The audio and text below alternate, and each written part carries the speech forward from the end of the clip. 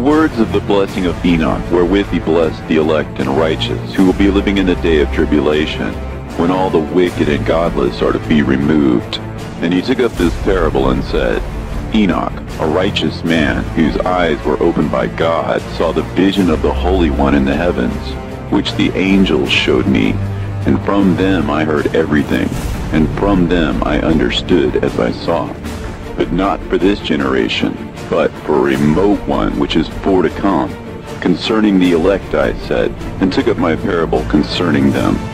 The Holy Great One will come forth from his dwelling, and the eternal God will tread upon the earth, even on Mount Sinai, and appear from his camp, and appear in the strength of his might from the heaven of heavens. And all shall be smitten with fear, and the watchers shall quake, and great fear and trembling shall seize them unto the ends of the earth.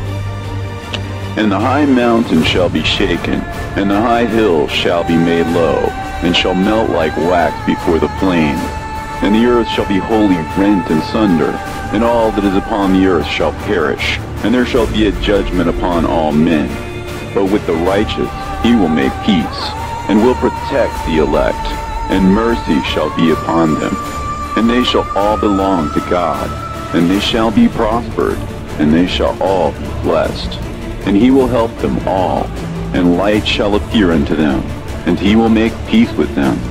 And behold, he cometh with 10,000s of his holy ones to execute judgment upon all, and to destroy all the ungodly, and to convict all flesh of all the works of their ungodliness which they have ungodly committed, and of all the hard things which ungodly sinners have spoken against him.